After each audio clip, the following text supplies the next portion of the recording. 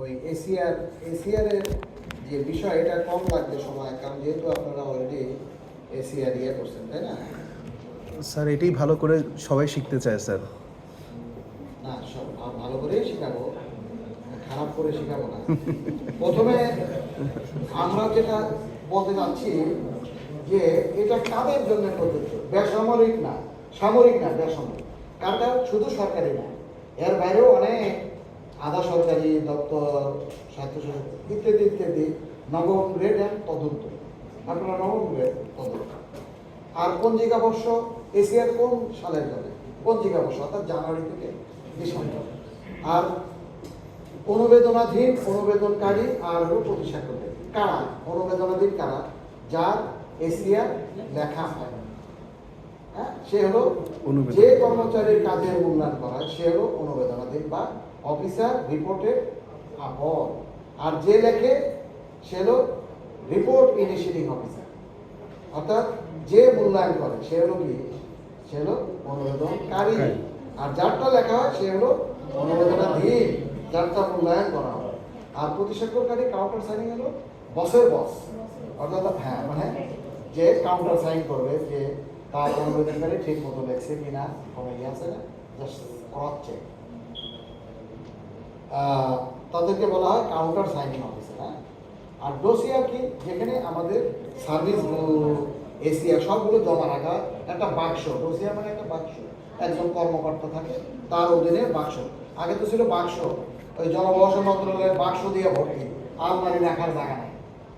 এখন হলো সফটওয়্যার, এখন হলো সব কিছু রাখে হলো এই সফটওয়্যারে কি, যে এই যে কম্পিউটারের যে আছে না, সিডি ড্রাইভে রাখা, বা ওই যে ইয়া পাওয়া যায় টেরাবাইট গিগাবাইট অর্মধ্যে রাখা, মানে সফটওয়্যারে রাখা।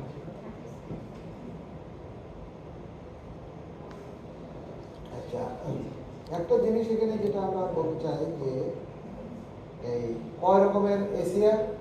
এসিআর হলো দুই রকম, বার্ষিক আর আংশিক। যদি জানুয়ারি থেকে ডিসেম্বর থাকে বার্ষিক একটা, আর যদি স্প্লিট হয়, কারো কাছে 3 মাস, কারো কাছে 9 মাস, 3 মাসের কম হলে এসিআর হবে। 3 মাস 9 মাস, অথবা 3 মাস 3 মাস, 4টাও হতে পারে, 3টাও হতে পারে, 2টাও হতে পারে, 1টাও। এখন আপনি আপনার বসের অধীনে কতদিন চাকরি করতেছেন সেটা বলবে। তাহলে দুই রকমের, বার্ষিক আর হলো আংশিক, 3 মাস পর্যন্ত। আর স্বাস্থ্য পরীক্ষার যে প্রতিবেদন মাস, এখন যদি আপনার একটা হয়, একটাই স্বাস্থ্য পরীক্ষা। যদি আপনার 3টা পার্সিয়াল হয়, লাস্টেরটাতে থাকলেই হবে। বছরে একবারই মেডিকেল সার্টিফিকেট, 3টা হলে 3বার মেডিকেল সার্টিফিকেট পাবেন। এখন আসলো যে অনুবেদনকারী এবং প্রতিস্বাক্ষরকারী একাধিক হওয়ার ক্ষেত্রে করণীয়। মনে করেন যে অনুবেদনকারী কিংবা প্রতিস্বাক্ষরকারী একাধিক হওয়ার ক্ষেত্রে করণীয় কি বলেন? আপনার মনে করেন যে অনুবেদনকারী একজনের কাছে 3 মাস, আরেকজনের কাছে 4 মাস, আরেকজনের কাছে হলো, এখানে বলতেছে যে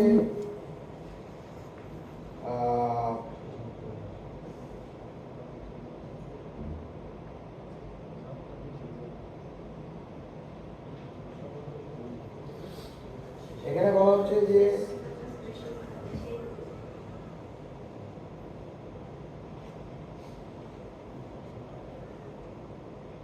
এখানে বলা হচ্ছে যে আগে কি ছিল, যে যদি অনুবেদনকারী যদি 3 মাস না হয় তাহলে এসিআই হতো না। এখন 12 গেজেট, আর 20 গেজেটে বলছে অনুবেদনকারীর অধীনে 3 মাস হয় নাই, কিন্তু প্রতিস্বাক্ষরকারীর অধীনে হচ্ছে, তখন আপনি প্রতিস্বাক্ষরকারীকে দিবেন। প্রতিস্বাক্ষরকারী তখন কি করবে? অনুবেদনকারীর কাজ করবে, আর প্রতিস্বাক্ষরের ঘরে লেগে দরকার নেই। সিমিলারলি প্রতিস্বাক্ষরকারী নাই, কিন্তু অনুবেদনকারী আছে। প্রতিস্বাক্ষরী একেবারেই নেই, অনুবেদনকারী আছে। অনুবেদনকারীর কাজ করে ডোসিয়ারে দিয়ে দেবে, বলবে প্রতিস্বাক্ষর, কারণ তার তো প্রতিস্বাক্ষরকারী নাই। আর আরেকটা হলো যে এই প্রতিস্বাক্ষরকারী যদি 3 জন হয়, অনুবেদনকারী 1 জন, কিন্তু প্রতিস্বাক্ষরকারী 3 জন, কেউ 3 মাস, কেউ 5 মাস, 5 3 8, আরেকজন 4 মাস, তাহলে সর্বোচ্চ কার কাছে 5 মাসের কাছে যাবে। অর্থাৎ অনুবেদনকারী অনুবেদনকারী তার ফর্ম ফিল আপ করে যে 5 মাস আছে তার কাছে দিবে প্রতিস্বাক্ষর। আর যদি 6 মাস থাকে, মানে আপনি অনুবেদনকারী আছে কিন্তু প্রতিস্বাক্ষরকারী 6 মাস পর চলে গেছে, আর 6 মাস আর একজন, তখন শেষের 6 মাস ওইখানে দিতে হবে। এটাই হলো নিয়ম।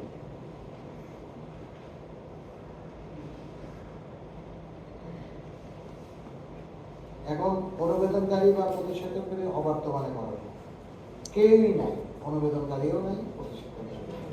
কি কারণে নাই এখানে স্পষ্ট করে লেখা আছে, কি কারণে নাই।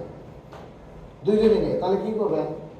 আপনি নোট দিবেন জানুয়ারি, 31শে জানুয়ারি না, 31শে জানুয়ারির মধ্যে অনুবেদনকারী, 28শে ফেব্রুয়ারি হলো অনুবেদনকারী, অনুবেদনাধীন হলো 31 জানুয়ারি, 28 ফেব্রুয়ারি হলো অনুবেদনকারী, আর 31শে মার্চ হলো প্রতিস্বাক্ষরকারী। আনঅ্যাভয়েডেবল সিচুয়েশনে কারো হয়তো ডায়রিয়া, হাসপাতাল, এই সকল বা অ্যাক্সিডেন্ট করে ঘরে বসে আছে, হাত ভেঙে গেছে, ও তো দেখতে পারবে না, ওগুলো সার্টিফিকেট দিতে হবে, দিয়ে তখন বিলম্বিতটা 1 মাস, অর্থাৎ 1 মাস 31শে এপ্রিল পর্যন্ত, এরও 1 মাস পিছিয়ে যাবে, প্রত্যেকেরই 1 মাস। কিন্তু কেউই নাই, তখন 31শে জানুয়ারির মধ্যে আপনি নোট দিবেন যে আমার অনুবেদনকারী প্রতিষ্ঠান কেউ নাই। ডোসিয়ারে দিলে ডোসিয়ার কর্তৃপক্ষের সাথে আলোচনা করে আপনার অনুবেদনকারী এবং প্রতিস্বাক্ষরকারী ঠিক করে দেবে। এটাই হলো এখানে বলা আছে। এখানে কারো কোনো অ্যাম্বিগুইটি আছে এই বিষয়ে? কারো কোনো অ্যাম্বিগুইটি আছে?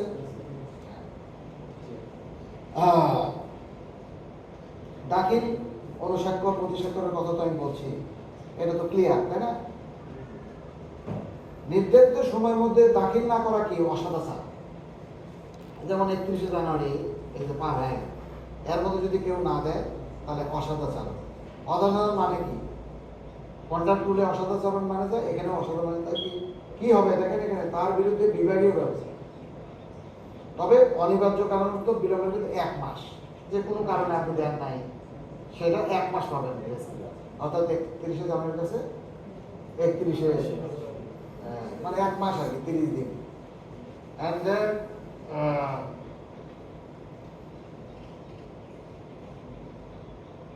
আর এগুলো নম্বরের হিসাব।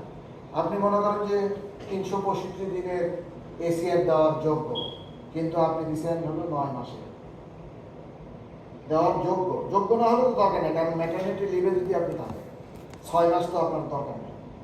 ডেপুটেশনে যদি থাকেন, পিএইচডি, এমএস, ডেপুটেশন মানে শিক্ষার জন্য ডেপুটেশন, আপনাদের হয়তো কি জানি না, এটা হলো যে ওটা তো ডেপুটেশন হতো প্রগ্রেসিভ, সেখানে তো 6 মাস থাকা বা 3 মাসও যদি থাকেন বা 4 মাস, 4 মাসই হলো পূর্ণ, ওটা মানে ফুল নাম্বার। কিন্তু আপনি 1 বছর দেওয়ার যোগ্য, কিন্তু আপনি দিচ্ছেন 9 মাসে, তাহলে কি হবে? আপনি এসিআর যদি 96 পান, তাহলে 365-কে 96-কে ভাগ করে ওই 9 মাসে কত ওটাতে গুণন করে ওই নিয়ম, ওই নাম্বারটা আপনি পাবেন। সেটা যদি 69 হয় তাহলে 70 দেওয়া হবে, কারণ 70-এর নিচে পাওয়া মানে হলো বিরূপ মন্তব্য। বিরূপ মন্তব্য 2 রকম, একটা হলো কথায় বিরূপ মন্তব্য লিখতে পারি, অথবা নাম্বার 70-এর কম দিলেও সেটা বিরূপ। কিন্তু বিরূপ মন্তব্য দিতে হবে, you have to show cause. Show cause মানে তাকে রেক্টিফায়ার সুযোগ দিতে হবে, যদি রেক্টিফাই হয়ে যায় ওকে, আর যদি না হয় তখন otherwise you cannot give reverse comments, either lowering the number or make comments, মানে অ্যাডভার্স কমেন্ট। চিঠি অগ্রায়ণের মাধ্যমে দিবেন। আপনি যে এসিআর দিচ্ছেন আপনার বসকে অগ্রায়ণ করে দিবেন, যে বসের নাম দিবেন, আপনি তো দিলেন, বসের নাম দিবেন, অনুলিপি দিবেন হলো কি প্রতিস্বাক্ষরকারী এবং ডোসিয়ার। তাহলে মানুষ জানলো কোথায় আছে। আপনি এটা রেখে দিবেন অগ্রায়ণ রিসিভ করে, ওই যাকে দিলেন তার পিএ পিওন যেই থাক রিসিভ করে আপনি রেখে দিবেন। 5 বছর পর প্রমোশনের সময় দেখা গেল আপনার এসিআর হারায় গেছে, কিন্তু আপনি 5 বছরের জমা দেওয়ার স্লিপ অগ্রায়ণপত্র আছে, তাহলে প্রমোশনের সময় যে 3 বছরের আছে, 3 বছরে যে নাম্বারটা পেয়েছে এটার গড়ই হারিয়ে যাওয়া 2টার গড়, কারণ ইনকামবেন্টকে ক্ষতিগ্রস্ত করা যায় না। আর একটাও যদি না থাকে হারা যায়, আপনি ফরওয়ার্ডিং লেটার আছে 5টাই, তাহলে 94 নাম্বার দিয়ে দেবে ডোসিয়া, হারায় গেলে 94 নাম্বার দিয়ে দেবে। আর যদি থাকে একটাও থাকে ওটার গড়ি আর ওটাতে দিয়ে দেবে। যাদের অগ্রায়ণপত্র বেরিয়ে এই যে অগ্রায়ণের মাধ্যমে দিবে এবং এটা সিল গালা করে দেবেন, গোপনীয় সিল গালা এবং ঘষা মাজা করা যাবে না, এক ট্রালি কেটে লেখবে। আবার যদি কাটা লাগে তাহলে তো আর হবে না, তাহলে ক্যান্সেল করে নতুন দিবে। যার জন্য কোনো ঘষা মাজা ফ্লুইড ইউজ করা যাবে না, এক টানে কেটে ডিজার্ভ দেওয়া।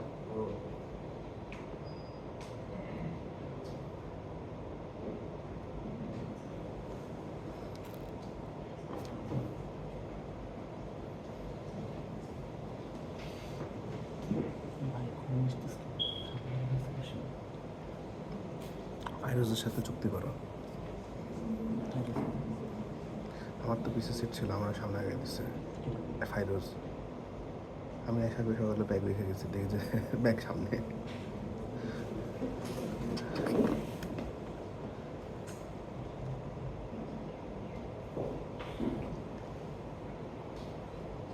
আচ্ছা, যেমন বুনিয়াদি কাদের কাদের এসিআর প্রযোজ্য হবে না, এই সকল কারণে যে বুনিয়াদি বিবাহিত বিশেষ ধর্মত্ব বাধ্যতামূলক অপমান দেওয়ার পদায়নের জন্য ব্যস্ততা, এই সকল কারণে এসিআর হবে না। ঠিক আছে? আচ্ছা, আমরা একটু গেজেটে যাই না, গেজেটে গেলে ভালো হবে। এই যে গেজেট আপনি ডাউনলোড করবেন mapa.gov.bd থেকে ডাউনলোড করে নেবেন। তাহলে এখানে যদি আপনার এক টানা 1 বছর হয় তাহলে কি লিখবেন? 3 মাস দিলে আংশিক, যদি দুটো হয় আংশিকে দিন, দুইয়ের অধিক। হ্যাঁ, 1 জুলাই যদি চাকরি জয়েন হয়, হ্যাঁ 1 জুলাই চাকরি জয়েনিং ডেট 1 জুলাই, হ্যাঁ, সেক্ষেত্রে বার্ষিক হবে না আংশিক হবে? আংশিক। আংশিক মানে 1 ডিসেম্বর থেকে 1 জুলাই থেকে জয়েনই করা হয়েছে 1 জুলাইতে। হ্যাঁ আংশিক হবে, আংশিক আংশিক হবে, ওই বছরেরটা আংশিক, পরের বছরেই পূর্ণ। বুঝছেন? মানে 12 মাসের কোনো কম। আপনি জয়েনিং তো অক্টোবরেও করতে পারেন, 4 মাসে হলেও আংশিক, 6 মাস হলেও আংশিক, 9 মাস হলেও এখানে আংশিক। এটাই আপনার 100 মার্কস, 100 মার্কস বেরোচ্ছে। জাকারি এটা কি কোশ্চেন করলো?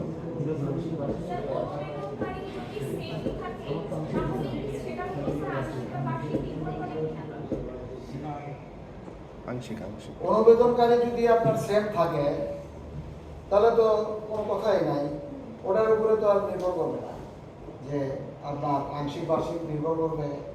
1 বছর হলেই তো অনুবেদনকারী সেম থাকবে। আপনি 1 বছর তার অধীনে আছেন পূর্ণ, 1 বছরের কম থাকলেই আংশিক, সেটা অনুবেদনকারী হোক আর প্রতিস্বাক্ষরকারী হোক। ঠিক আছে? প্রতিস্বাক্ষরকারী তো অন্য হিসাব। অনুবেদনকারী আছে 3 মাস, হ্যাঁ, বা 3 মাসের কম 2 মাস, তাহলে কি এসিআর হবে না? কিন্তু প্রতিস্বাক্ষরকারী আছে 1 বছর, প্রতিস্বাক্ষরকারী অনুবেদনকারী কাজ করবে, বলবে প্রতিস্বাক্ষরের কথা। কারণ একজন লোক দুইবার ইভালুয়েট করা, 2 জায়গায় করার কোনো মানে হয় না। বুঝতে পারছেন?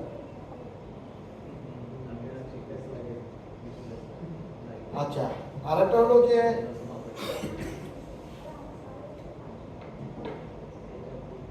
আপনার হলো 12 মাস হলেই, একজনের কাছে 12 মাস থাকলে স্প্লিট হলেই ওটা আছে। একজনের কাছে যদি আপনি 12 মাস থাকেন, অনুবেদনকারী নাই, প্রতিস্বাক্ষরকারী 12 মাস, ওকে, এটা পূর্ণ। বা অনুবেদনকারীর অধীনে 12 মাস, প্রতিস্বাক্ষরকারী নাই, 12 মাস মানেই হলো পূর্ণ। বার্ষিক। একটা স্প্লিট হয়ে গেলেই এটা আংশিক। ঠিক আছে? স্প্লিট হলেই আংশিক, সেটা অনুমোদনকারী হোক আর প্রতিষ্ঠায় ডিপেন্ড করবে। কে দেখবে সেটা ডিপেন্ড করবে based on rules. Rules will tell you যে who will write your essay, that's another thing. কিন্তু আংশিক আর পূর্ণর ব্যাপার হলো 12 মাস আর 12 মাসের কম। ঠিক আছে? আপনি জয়েন করেন না করেন বা সেটা অন্য বিষয়। এখন আসলো যে এখানে এই যে প্রথম অংশ তো স্বাস্থ্য পরীক্ষা, দ্বিতীয় অংশ যেটা এই যে অনুবেদনকারীর নাম দেখেন ফর্ম, এখানে বলছে অনুবেদনকারীর প্রকৃত কর্মকাল। এটা কোনটা? ডিউরেশন, আপনার বসের অধীনে কত বছর হলো আছে। ওটা এমন না যে বিবেচ্য বছর, যেমন এটা 25 সাল, 24 সালের এসিআর না, 24 সালের ডিউরেশন না, যে 3 মাস থাকতে পারেন, 6 মাস থাকতে পারেন, 12 মাস থাকতে পারেন। প্রকৃত এটা হলো ডিউরেশন, যে ওই বসের অধীনে আপনি কত বছর চাকরি করেন। তারপর প্রতিসাক্ষরকারী, প্রতিসাক্ষরকারীর যে ডিউরেশন, যে কত বছর আপনি আছেন স্যার বলেন। আলাদা আলাদা যদি স্যার আমাদের প্রতিষ্ঠান থাকে হ্যাঁ, সেক্ষেত্রে কি স্যার আমাদের এটা কি সেটা এখানে না, এইখানে যেটা দ্বিতীয় অংশ যেটা, এইখানে আপনি ডিউরেশন দিবেন যে 5 বছর হলো তার অধীনে আছে বা 3 বছর হলো আছে, এখানে ডিউরেশন। আর স্যার যদি তিনবার ট্রান্সফার যেমন আরে বাবা, ওটা পরে আসতেছি, come to the next wait. এই ফর্মে আপনি থাকবে ডিউরেশন, আর যেটা আপনি বলতেন 3 মাস 6 মাস, ওটা আলাদা যাবে, ফর্মেটা আলাদা যাবে। এই যে এখানে কি বলছে, অনুবেদনে তৃতীয় অংশ দেখেন, তৃতীয় অংশে আপনারটা আসবে অনুবেদন বিবেচনা মন্ত্রণালয় অফিসের নাম ডিউরেশন। এখানে আপনি দিবেন 24 সালের এসিআর হলে 1 জানুয়ারি থেকে 31 ডিসেম্বর, এখানে লিখবেন তৃতীয় অংশে। Please listen to me, listen to me. এইখানে দিবেন 1 বছরের, আর স্প্লিট যদি হয় এইখানে এই যে 11তে, এইখানে কাহিনী সেটা কি, আপনি যদি 1 বছর আপনার বছরের অধীনে থাকেন 1 বছরই এনে লিখবেন 1 জানুয়ারি, কিন্তু যদি 4 মাস থাকেন তাহলে ওটাতে 4 মাস, আর একটা ডাউনলোড করে নেওয়া ওখানে দিবেন হলো 8 মাস। এইখানে হলো ওই ডিউরেশন বিবেচ্য বছর, অর্থাৎ আমি যদি এখন দেখি 24-এরটা এখানে স্পেল আউট করে দেবে, এবং যে সাক্ষ্য দিবে সে দেখে দিবে যে এই ডিউরেশনে আমি তার বস ছিলাম কিনা, এটাও গেজেটে বলা আছে। এইখানে স্প্লিট হবে, কিন্তু ওটাতে হলো ওই যে দ্বিতীয় অংশে যেটা, এখানে হলো ডিউরেশন। কেননা একই ব্যক্তি যদি বারবার এসিআর খারাপ করে দেয় তাহলে তদন্ত হবে যে কি জন্য সে বারবার খারাপ হচ্ছে। এই জন্য আমি ডিউরেশনে যদি না জানি যে শিশির মুন্সির অধীনে ওই বাবু হোসেন 10 বছর হলো আছে, আমি 5 বছর ভালো দিছি আর 5 বছর খারাপ দিছি, কি জন্য খারাপ দিছি। আর যদি নাই জানে, ডিউরেশন নাই থাকে যে বাবু হোসেনের এই এই আপনার হলো বস কেডা খারাপ দিচ্ছে, এটা তো আমার এখানে না থাকলে তো আমি বুঝতে পারবো না যে কে খারাপ দিচ্ছে। যার জন্য এখানে লিখে দিতে হবে যে অমুক, তাই না? এইখানে দিতে হবে ডিউরেশন, যে এই যে মিস্টার অনুবেদনকারী হলো শিশু মুন্সি, তার অধীনে কত বছর ছিল? 5 বছর। তাহলে না আমি তাকে ধরবো যে এটা লিখছে না। একইভাবে প্রতিসাক্ষরকারীও খারাপ দিতে পারে, প্রতিসাক্ষরকারী শফিকুল ইসলাম, তাহলে কত বছর থাকছে বাবু হোসেন? 5 বছর। তো কে খারাপ দিছে না দিছে এটা তদন্তের ব্যাপার, এই জন্য এখানে এটা দিছে। আর এইখানে 11তে যেটা দিছে এটা হলো যে 3 মাস যদি থাকেন 3 মাস, 6 মাস, হোয়াটএভার, বুঝতে পারছেন তো? এখন ক্লিয়ার? বিবেচ্য বছর মানে 24 সালে বিবেচ্য বছরের ক্ষেত্রে, বিবেচ্য বছরে কিন্তু প্রথম এখানে থাকবে হলো ডিউরেশন। এটা তো বিবেচ্য বছর, আরো আগের বছরেরও কে বধ ছিল কত বছর, একই 24 সালেরই, কিন্তু ওইখানে লাগবে ডিউরেশন আর কত বছর যাবো। আর এইখানে শুধু বিবেচ্য বছরের স্পেসিফিক 24 সালের। যদি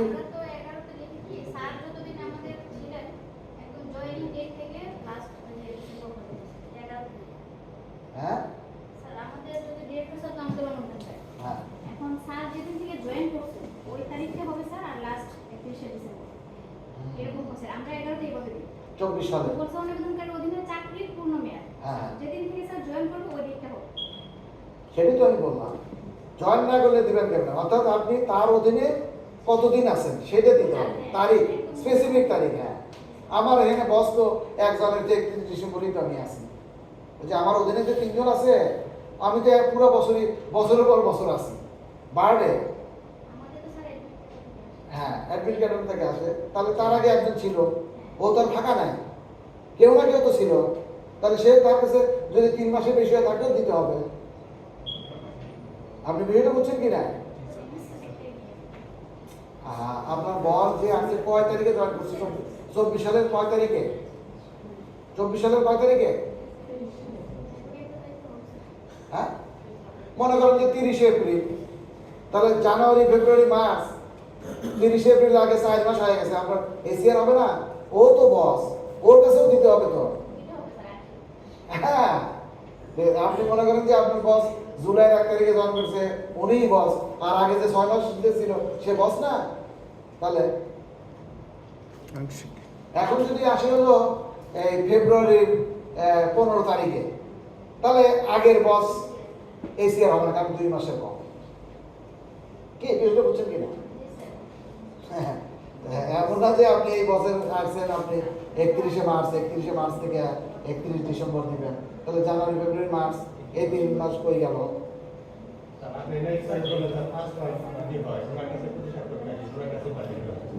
হ্যাঁ, আমি বলতেছি অনুবেদনকারী হিসেবে, তার বস তো ডাইরেক্টর হলো অনুবেদনকারী, প্রতিস্বাক্ষরকারী কি ডাইরেক্টর? আর অনুবেদনকারী কে? হ্যাঁ, ওর কাছে কতদিন ছিলেন? আপনি তো চিন্তা করবেন থিঙ্কিং অ্যাবাউট দ্য অনুবেদনকারী, প্রতিস্বাক্ষরকারী চিন্তা তো আপনার না। আমি যদি অনুবেদনাধীন হই, আমি দেখবো অনুবেদনকারী কয়জন আছে আইন অনুযায়ী, ততজনের কাছে আমার দিতে হবে। প্রতিস্বাক্ষরকারী চিন্তা, this is not your concern. যার জন্য এই গেজেট নট অনলি ফর অনুবেদনাধীন, ইট ইজ ফর অনুবেদনকারী, প্রতিস্বাক্ষরকারী, ডোসিয়ারে যে কর্মচারী আছে তারও শিখা লাগবে। সে যদি না জানে গেছে, তাহলে আপনাকে 94 নাম্বার কিভাবে দিবে যে আপনার অগ্রায়ণপত্র আছে কিন্তু এসিআর হারাই গেছে? তাহলে 94 নম্বর, এটা তো ডোসিয়ারে জানতে হবে। ডোসিয়ার লিখবে হলো, ডোসিয়ার করতে হলো 94, আর 3 বছরে যদি থাকে 3 বছর কে লিখবে? ডোসিয়ার। তাহলে তারও কর্মচারীরও জানা দরকার। It is for all. Sir অনুবেদনাধীন কর্মচারী স্বাক্ষর এখানে স্যার ডেটটা কবে হবে? যদি আমি গত বছর 24 সালের জুলাই থেকে ডিসেম্বর পর্যন্ত আমি আমার এসএর জমা দিব, তাহলে সেখানে জানুয়ারি ডিসেম্বরের ডেটটা অনুবেদনকারী তো আপনি অনুবেদনাধীন। অনুবেদনাধীনের টার্গেট হলো 31শে জানুয়ারির মধ্যে। জানুয়ারির 1 তারিখেও দিতে পারেন, 31 তারিখেও দিতে পারেন। স্যার ডিসেম্বর দেওয়া যাবে না, ডিসেম্বর পর্যন্ত আপনি ইভালুয়েটেড হচ্ছেন, 31শে ডিসেম্বরের আগে দেওয়া হবে। আপনি 31 জানুয়ারির পরে যে কোনো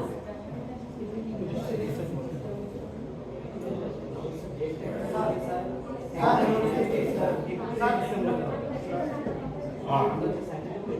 1 জানুয়ারি থেকে 31 ডিসেম্বর ডিউরেশন থাকবে।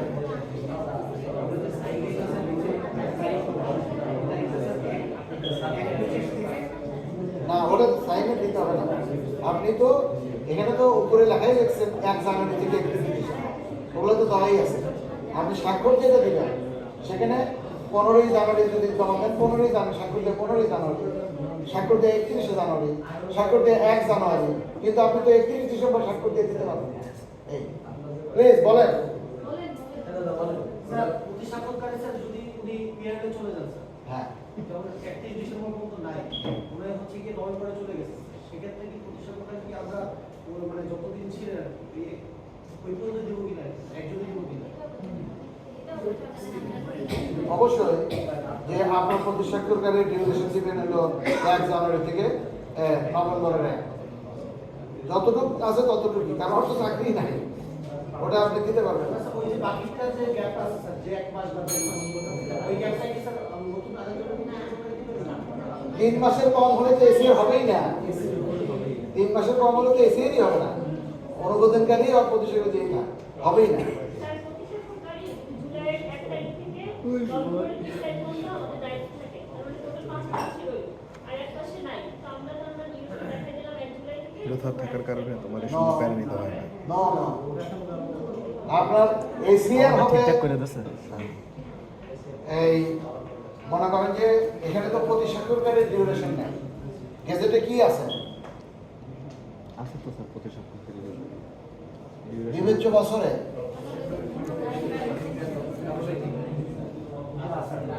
অনুবেদনকারীর অধীনে চাকরির পূর্ণ মেয়াদ, প্রতিস্বাক্ষরকারীর অধীনে পূর্ণ মেয়াদ আছে এখানে? 11তে আছে, তাহলে তো প্রতিস্বাক্ষরকারীর বিষয় এখানে নাই। কি আপনি তো অনুবেদনকারী কি কনসার্ন, এখানে অনুবেদনকারীর অধীনে কতদিন সেটা আপনি বলবেন। অনুবেদনকারীর অধীনে আপনি 1 জানুয়ারি থেকে 31 ডিসেম্বর, তাই না? কিন্তু প্রতিস্বাক্ষরকারীর অধীনে 1 জানুয়ারি থেকে নভেম্বর 30, তো ওটা লেখার জায়গা কোন? ডিউরেশন, এটা তো আমি বলতেছি বিবেচ্য বছর 24 সালে, আর প্রতিস্বাক্ষরকারী থাকবে হলো এইখানে আপনি এইখানে আপনি মনে করেন যে 5 বছর তার অধীনে আছে 2015 সাল থেকে 30শে নভেম্বর 2024 30শে নভেম্বর মতো রিটায়ারমেন্ট যেদিন সেই বছর সেটা তো এখানে দিবেন।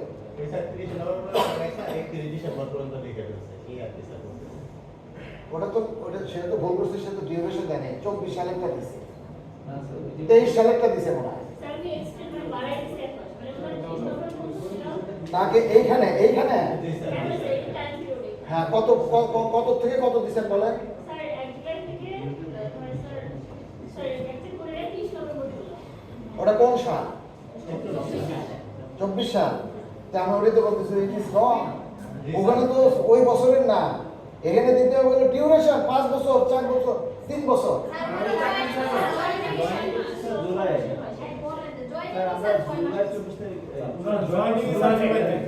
জুলাইয়ের 1 তারিখে যদি এটা হয় তাহলে স্যার আমি যদি এক মাস এক্সট্রা লিখে দিই তাহলে কি স্যার এটা গ্র্যাজুয়েট হয়ে যাবে? আপনি বলতেছেন এই 6 মাসের কথা? সরি, আমি হচ্ছে অনেক বছর থাকে। বিষয় হচ্ছে ওনারা জয়েন করছে আপনি কেন মিথ্যা কথা লাগবেন? ওখানে তো গেজেটে বলাই আছে কোনো মিথ্যা কথা বলা যাবে না। এবং ওই প্রতিষ্ঠানগুলোকে গাধার বাচ্চা দেখবে যে আমার অধীনে ও দেখবে, ওকে দেখার বলা আছে যে ও আমি যে আমার যে কদিন চাকরি সেই কদিন দেখছি তবে স্বাক্ষর দেবে, না স্বাক্ষর না দিয়ে ফালা দিবে, সে ঢেলতে ফালা দিবে। আপনি কেন তার অধীনে আপনি চাকরি করেন? আপনি কেন মিথ্যা কথা বলছেন?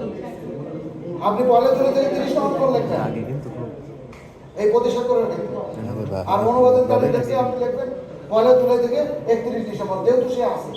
আপনি তো যে যা আছে সে সত্য কথা বলবেন এবং টোটাল ডিউরেশন তো 6 মাস। আপনি মিথ্যাতে কেন লিখতে গেছেন আপনি? আর আপনার এক মাস গেজেটের তো বলাই আছে। হ্যাঁ বলেন। স্যার আমার অনুমোদনকারী এবং প্রশিক্ষণকারী দুজনেই ধরেন কথার কথা যে নভেম্বর মাসে রিটায়ারমেন্টে চলে গেল বা এক্সিডেন্টে মারা গেল, হ্যাঁ কথা কথা রিটায়ারমেন্টে চলে গেল, সেক্ষেত্রে আমি যখন ডিসেম্বরে বা জানুয়ারিতে আমার এসিএস সাবমিট করবো তখন আমার মানে প্রশিক্ষণকারী করবে বা অনুমোদনকারীকে ওরা দুজনই থাকবে, ডাক যোগে পাঠিয়ে দিবেন। আপনি অনুমোদনকারী পাঠাবেন, অনুমোদনকারী ডাক যোগে অ্যাকনোলেজমেন্ট ওটা সিল দিয়ে রেখে দিবেন, ওটাই অর্ডার। পিআরএল পর্যন্ত তার যে পিআরএল 1 বছর ওই পর্যন্তই সে লিখতে পারে, এরপরে আর পারবে না। বুঝতে পারছেন? অর্থাৎ ওর যদি 30শে নভেম্বর পিআরএল হয়, পরের বছরের 30শে নভেম্বর মতো লিখতে হবে, কিন্তু তার বার আছে এপ্রিলের পরে পারবে না। এপ্রিল, বুঝতে পারছেন? স্যার আমরা কি ওনার অধীনে চাকরি করতেছি কি স্যার? ওনার অধীনে কি চাকরি করতেছি স্যার? 30 নভেম্বর তো চাকরি নেয়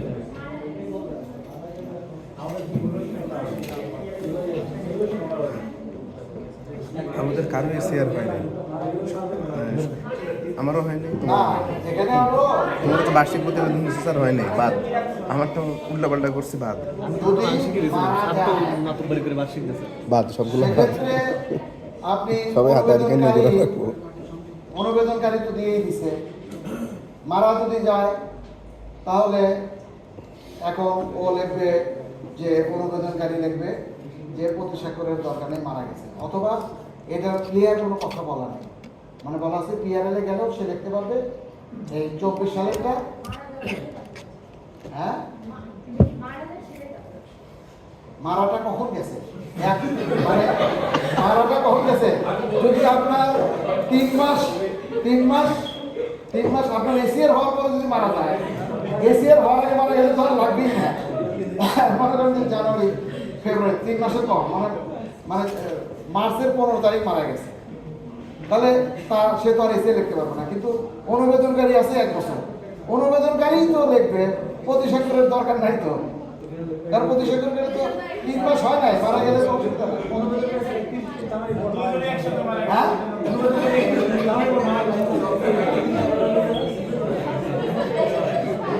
পোলাপাইন দুষ্ট আমার এখানে।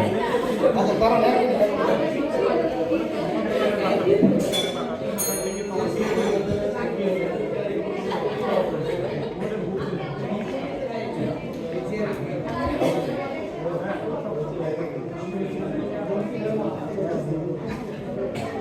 আচ্ছা, এই যে এখানে কি বলছে দেখেন, এখানে কি বলছে, এটা বলার পরে তার অন্য কথা বলার কোনো আবশ্যকতা নেই। এখানে ক্লিয়ার বলছে যে অনুবেদনের কোনো অবর্তমানে করে না, মানে দুজনেই মারা গেছে, যে মৃত্যুবরণ করলে কারাগারে আটক থাকে, দুজনই কারাগারে আটক,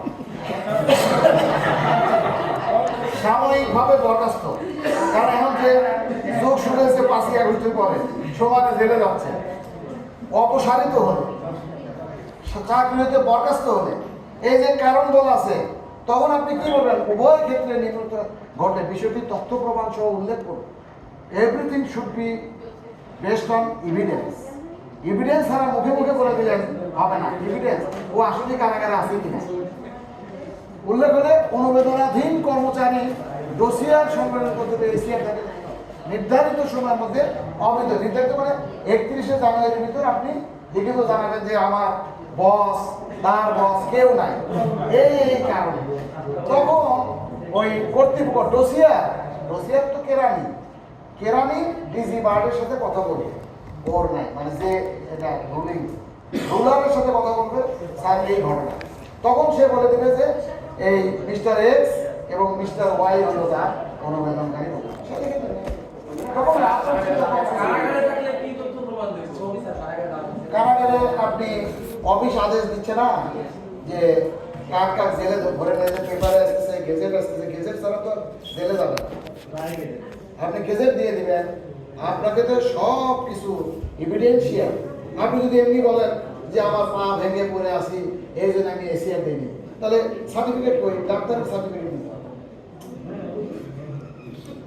হ্যাঁ, অথবা অন্য কোনো কারণে যদি হয় যে ফ্লাইট লেট, যে তারা কোনো না কোনো ওই এভিডেন্স থাকে, তখন তো ডাক্তারের এভিডেন্স না, যে যে ক্ষেত্রে যে কারণে সেই কারণে সার্টিফিকেট দিতে হবে। এইটার পরে যদি আপনারা বলেন তাহলে তো তাহলে এটা পড়া, তার মানে you are not attentive in that time, so better. কারণ একটা এত বড় গেজেট এত সময় কনসেন্ট্রেট করাটা আমিও পারি না। Better to go through the gazette.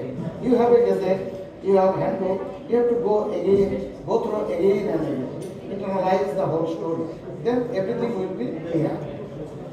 এখানে আমি আসছি যে ফাইন টিউনিং করাবো, যে ভুল, যেমন ওখানে ডিউরেশন দিতে হবে, 6 মাস হলে 6 মাসের ডিউরেশন মানে তো এই না আপনি যদি 5 বছর তার অধীনে চাকরি না করেন আপনি ডিউরেশন মানে 5 বছর দিবেন, 3 বছর নো, আপনি যদি তার অধীনে জুলাই 5 মাস হয় 5 মাসই দিবেন। কি 5 মাস তো একটাই এসিআর লেখা 3 মাস। তো ধন্যবাদ সবাইকে, আসসালামু আলাইকুম। ওয়ালাইকুম আসসালাম। স্যার